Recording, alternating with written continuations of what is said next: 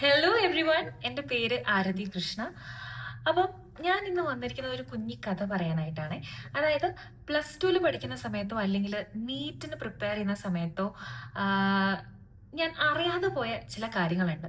അല്ലെങ്കിൽ ഇനി ഒരു തവണയും കൂടെ എനിക്ക് നീറ്റ് എഴുതാൻ പറ്റുകയാണെങ്കിൽ ഞാൻ ശ്രദ്ധിക്കുന്ന കുറച്ച് കാര്യങ്ങളുണ്ട്.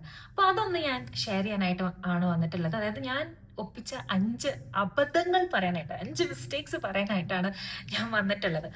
So coming to the very first mistake, I had unlimited resources. അതായത് എൻ്റെ അടുത്ത് ഒരുപാട് ബുക്കുകൾ ഉണ്ടായിരുന്നു. ബുക്കുകൾ വാങ്ങിക്കൂട്ടുക എന്നുള്ളത് എനിക്കൊരു ഹോബി ആയിട്ട് മാറിയിട്ടുണ്ടായിരുന്നു. നീറ്റിന് പ്രിപ്പയർ ചെയ്യുമ്പം ഞാൻ തലശ്ശേരി വരെ പോയിട്ട്, എൻ്റെ വീട് കോഴിക്കോടാണ്, ഞാൻ തലശ്ശേരി വരെ പോയിട്ട് അവിടെ ഒരു ചേട്ടൻ, എൻ്റെ ഒരു കസിൻ്റെ എയിംസിൽ അഡ്മിഷൻ കിട്ടിയെന്ന് പറഞ്ഞ ആ ചേട്ടൻ്റെ ബുക്കുകളെല്ലാം വാരി തപ്പിപ്പിടിച്ച് കൊണ്ടുവന്ന ഒരാളാണ് ഞാൻ. എന്നിട്ട് എനിക്ക് പറ്റിയൊരു പ്രശ്നം എന്തായിരുന്നു എന്ന് വെച്ചാൽ, ഞാൻ ആ ബുക്കുകൾ വായിച്ചു, NCERT വായിച്ചു, ഞാൻ ഞാൻ പഠിച്ചുകൊണ്ടിരുന്ന കോച്ചിങ് സെൻറ്റേഴ്സിൻ്റെ ബുക്കുകൾ വായിച്ചു. I had unlimited resources. So എൻ്റെ ഭൂരിഭാഗ സമയവും വായിക്കുന്നതിൽ പോയി. Rather than a smart study, I did something called as reading. അതായത് വെറുതെ നോളജ് ഉണ്ടാക്കുക. But it didn't help me to solve problems. അതാണ് ഏറ്റവും വലിയ പ്രശ്നം എന്ന് പറയുന്നത്. സോ അൺലിമിറ്റഡ് റിസോഴ്സസിനെ ഡിപ്പെൻഡ് ചെയ്യാതിരിക്കുക എന്നുള്ളതാണ് എനിക്ക് ഇനി ഫ്യൂച്ചറിൽ ഈ എക്സാം എഴുതാൻ പോകുന്ന ആൾക്കാരോട് പറയാനായിട്ടുള്ളത്. നിങ്ങൾ ഏത് കോമ്പറ്റേറ്റീവ് എക്സാം എഴുതുകയാണെങ്കിലും റിസോഴ്സസ് ലിമിറ്റഡ് ആക്കി വെക്കുക. This can be applicable to any exam. Okay, resources limited ആക്കി വെക്കുക. ഫോർ എക്സാമ്പിൾ, നീറ്റിന് നമ്മൾ എപ്പോഴും കുട്ടികളോട് പറയാറുള്ള ഒരു കാര്യമാണ്, I'm a NEET educator too. അപ്പം ഞാൻ കുട്ടികളോട് എപ്പോഴും പറയാറുള്ള കാര്യമാണ്, please don't go beyond NCERT. Anything beyond NCERT would be taught in the class. ക്ലാസ്സിൽ നിങ്ങൾക്ക് പഠിപ്പിച്ച് തന്നിരിക്കും. എന്തെങ്കിലും NCERTയുടെ പുറമെ സിലബസിൽ വരികയാണെങ്കിൽ ഡെഫിനറ്റ്ലി അത് നിങ്ങൾക്ക് ക്ലാസ്സിൽ പറഞ്ഞിട്ടുണ്ടാവും. പ്ലീസ് നിങ്ങൾ ഒരുപാട് റിസോഴ്സസിനെ ഡിപ്പെൻഡ് ചെയ്യല്ലേ എന്നുള്ളത് നമ്മൾ ക്ലാസ്സിൽ എടുത്തെടുത്ത് പറയുകയാണെങ്കിലും വീണ്ടും വീണ്ടും വീണ്ടും വീണ്ടും ഞാൻ ഈ മിസ്റ്റേക്ക് കാണാറുണ്ട്. നമ്മൾ ഭയങ്കര സ്ട്രെസ്ഡ് ആണ്, നമുക്ക് ഫസ്റ്റ് ആവണമെന്നാണ് നമ്മൾ എപ്പോഴും വിചാരിക്കുക, വിച്ച് ഇസ് ഓൾ ഗുഡ്, ഒക്കെ നല്ലതാണ്. നമുക്ക് നല്ലൊരു കോമ്പറ്റേറ്റീവ് സ്പിരിറ്റ് ഉണ്ട്, which is all again good. But പ്രശ്നം വരുന്നത് എന്താണെന്ന് വെച്ചാൽ, വി ഹാവ് അൺലിമിറ്റഡ് റിസോഴ്സസ്. നമ്മൾ ഒരുപാട് റിസോഴ്സസിനെ ഡിപ്പെൻഡ് ചെയ്യാനായിട്ട് തുടങ്ങും. ഒരുപാട് ടീച്ചേഴ്സിന്റെ മൾട്ടിപ്പിൾ ക്ലാസ്സസ് കാണാനായിട്ട് ശ്രമിക്കും. ഇപ്പൊ യൂട്യൂബിലും ക്ലാസ്സസും കൂടെ അവൈലബിൾ ആയതുകൊണ്ടാണ് ഞാൻ ഈ ഒരു കാര്യം പറയുന്നത്. സോ ബേസിക്കലി എന്താണ്, ഇതാണ് എൻ്റെ ലൈഫിൽ എനിക്ക് ഞാൻ പ്രിപ്പറേഷൻ ടൈമിൽ ചെയ്ത ഒരു ഫസ്റ്റ് മിസ്റ്റേക്ക് ആയിട്ട് തോന്നിയിട്ടുള്ളത്. Coming to the second mistake, I wasn't a consistent student. അതായത് ഞാൻ 10ാം class I had good marks.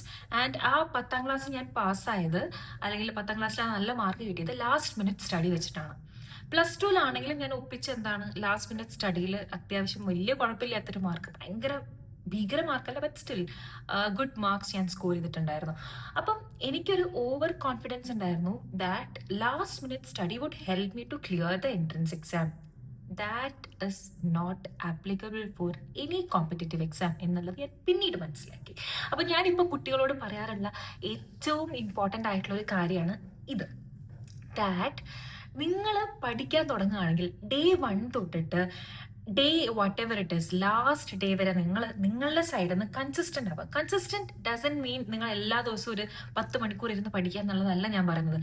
എല്ലാ ദിവസവും ഒരേപോലെ ട്രൈ ചെയ്യുക സിലബസ് കവർ ചെയ്യാനായിട്ട്. നിങ്ങൾ എല്ലാ ദിവസവും ഒരേപോലെ എഫേർട്ട് ഇടാനായിട്ട് ശ്രമിക്കുക. ചില ദിവസം നമുക്ക് എന്താണ് ബുദ്ധിമുട്ടുകൾ ഉണ്ടാവും, ചില ദിവസം നമ്മൾ മെന്റലി എക്സോസ്റ്റഡ് ആവും, ചില സമയത്ത് നമ്മൾ ഫിസിക്കലി എക്സോസ്റ്റഡ് ആയിരിക്കും, ചില സമയത്ത് ക്ലാസ് കഴിഞ്ഞ് വന്നിരുന്ന് പഠിക്കുമ്പോൾ ബുദ്ധിമുട്ടുണ്ടാവും. അതൊക്കെ മനസ്സിലാക്കാം. പക്ഷെ ഒരു particular time period, may be ഒരു 2 hours നിങ്ങൾ കൺസിസ്റ്റന്റ് ആയിട്ട്, അതായത് സ്മാർട്ട് സ്റ്റഡിക്കുള്ള ഹവേഴ്സ്, വെറുതെ ഒരുപാട് സമയം വായിക്കുക എന്നുള്ളതല്ല, നിങ്ങൾ പഠിക്കണം. അതായത് നിങ്ങൾ അവിടെ അറിവ് നിങ്ങളുടെ ബ്രെയിനിലോട്ട് കയറണം. ആ രീതിയിൽ ഒരു 2 മണിക്കൂർ നിങ്ങൾ ഒരു ദിവസം വായിച്ചാൽ പോലും അത് കൺസിസ്റ്റന്റ് ആയിട്ട് ചെയ്യുകയാണെങ്കിൽ കൈൻഡ്സ് ഓഫ് ആഡ്സ് അപ്പ്. മനസ്സിലായില്ലേ? നിങ്ങൾ അവസാന നിമിഷം വരെ അത് കൺസിസ്റ്റന്റ് ആയിട്ട് ചെയ്യുമ്പോൾ നിങ്ങളുടെ റിസൾട്ടിന് അത് വലിയൊരു ഡിഫറൻസ് ആണ് ഉണ്ടാക്കുക. അത് എത്ര പറഞ്ഞാലാണ് എനിക്കിത് മതിയാവാന്ന് അറിയില്ല. ബിക്കോസ് ഇത് ഞാൻ പഠിക്കുമ്പോൾ എനിക്ക് ആരെങ്കിലും പറഞ്ഞു തന്നിട്ടുണ്ടായിരുന്നെങ്കിൽ I would have done that. Okay, അപ്പൊ ഞാൻ ഇതിന്റെ ഇടയിൽ, പഠിക്കുന്നതിന്റെ ഇടയിൽ പല പല പരിപാടികൾക്ക്, അതായത് ഇടയ്ക്ക് ലീവ് എടുക്കുക എന്നുള്ളത് എൻ്റെ ഒരു ഹോബി ആയിരുന്നു. സോ ഈ ലീവ് എടുത്തിട്ട് ഇൻകൺസിസ്റ്റന്റ് ആയിട്ടായിരുന്നു ഞാൻ ക്ലാസ്സിന് പോയിക്കൊണ്ടിരുന്നത്. ആൻഡ് യെസ്, ഞാൻ യൂട്യൂബ് ജനറേഷൻ അല്ല. I didn't have any sources in YouTube. അത് ക്ലാസ്സസ് ഒന്നും കാണാനുള്ളൊരു വകുപ്പ് ഉണ്ടായിരുന്നില്ല. So you have all that opportunity. But എന്താ പറയുക, നേരത്തെ പറഞ്ഞ പോലെ തന്നെ റിസോഴ്സസും ലിമിറ്റഡ് ആക്കാനായിട്ട് ശ്രമിക്കുക and also be consistent. That is really important. Next, the third point, the third mistake that I did was not understanding the exam pattern. അപ്പം ഏത് എക്സാം എഴുതാൻ പോവുകയാണെങ്കിലും ഇപ്പം എനിക്കറിയാം the very first thing that you need to do is to know the exam pattern. അത് എന്ത് exam ആണെങ്കിലും നിങ്ങൾ ചെയ്യേണ്ടത് എക്സാം പാറ്റേൺ മനസ്സിലാക്കുക എന്നുള്ളതാണ്. And why is it important? ഈ എക്സാം ഇടുന്ന ആൾക്കാർക്ക് ഒരു പാറ്റേൺ ഉണ്ട് and that is a fact. അതായത് എൻ ടി എക്ക് ഒരു സിലബസ് ഉണ്ട്. എൻ ടി എ ഒരു പാറ്റേണിലൂടെ തന്നെയാണ് നീറ്റ് എക്സാം ഇട്ടുകൊണ്ടിരിക്കുന്നത്. അതായത് 85% of the biology questions come from the N C R T. എന്നുള്ള ചോദ്യം വരുന്നത് വളരെ റെയർ ആണ് ബയോളജിയുടെ കേസിൽ. അതേപോലെ തന്നെ ഫിസിക്സിലും കെമിസ്ട്രിയിലും ഒക്കെ എന്താണ് റിപ്പീറ്റീവ് ആയിട്ട് കാണുന്ന ചില പാറ്റേണുകൾ ഉണ്ടാവും.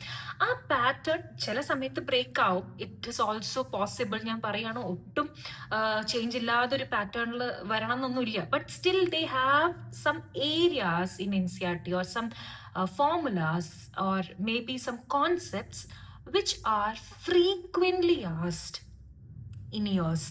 അത് ആ ഒരു പാറ്റേൺ നിങ്ങൾക്ക് മനസ്സിലാവണമെങ്കിൽ how do you understand this pattern? You have to do PYQs. നേരത്തെ പറഞ്ഞതുപോലെ തന്നെ ഒരുപാട് ബുക്കുകൾ വാങ്ങിക്കൂട്ടിയാൽ ഞാൻ അതിലുള്ള ഒരു ക്വസ്റ്റ്യൻ പോലും ഞാൻ ചെയ്ത് നോക്കിയിട്ടില്ല. ഞാൻ എപ്പോഴും വായിക്കാൻ മാത്രമേ ഇമ്പോർട്ടൻസ് കൊടുത്തുള്ളൂ. PYQ ചെയ്യുന്നത് ഞാൻ ഇമ്പോർട്ടൻസ് കൊടുത്തില്ല. കാരണം തെറ്റിപ്പോയാൽ എനിക്ക് വിഷമാവും. അപ്പം ഞാൻ വിചാരിക്കും ഞാൻ പഠിച്ചില്ല എന്ന് വിചാരിച്ചിട്ട് എനിക്ക് വിഷമാവെന്ന് വിചാരിച്ചിട്ട് ഞാൻ എന്നെ തന്നെ കൺസോൾ ചെയ്തത് ക്വസ്റ്റ്യൻ ചെയ്യാതിരുന്നിട്ടാണ്. But don't do that mistake. നിങ്ങൾ പഠിക്കുന്ന സമയത്ത് you have to do questions. അത് PYQ ചെയ്യണം. PYQ ചെയ്തതിനു ശേഷം additional questions from wheresoever possible you can try. because നിങ്ങൾ ഒരുപാട് ക്വസ്റ്റ്യൻസ് ചെയ്യുന്ന സമയത്ത് നിങ്ങൾക്ക് കോൺഫിഡൻസ് കൂടും. നിങ്ങൾ മിസ്റ്റേക്സ് വരുത്തണം. എറർ ഇല്ലാത്ത ഒരു പഠിത്തം ഇല്ല എന്നുള്ളത് മനസ്സിലാക്കുക. You have to make mistakes so that you will not make that mistakes in your NEET exam. Clear അല്ലേ? ഓക്കെ, ഇനി competitive exam, it can be a general thing. The fourth mistake or fourth thing that I felt is interference competition എന്ന് പറയുന്നൊരു concept ഉണ്ട് നമ്മളുടെ ബയോളജിയിൽ.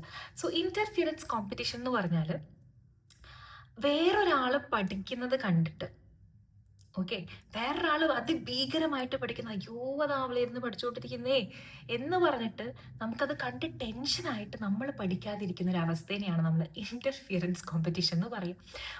അതായത് വേറൊരാളുടെ presence കാരണം തന്നെ നമ്മൾ പഠിക്കാതിരിക്കുക. അതായത് നമ്മൾ വേറൊരാളുമായിട്ട് കോമ്പീറ്റ് ചെയ്യാന്നുള്ള നമ്മുടെ മൈൻഡ് സെറ്റ് ചെയ്ത് വെച്ചിട്ട് നമ്മൾ അയാൾ പഠിക്കുമ്പോൾ നമ്മൾ വെറീഡ് ആവാൻ തുടങ്ങുക.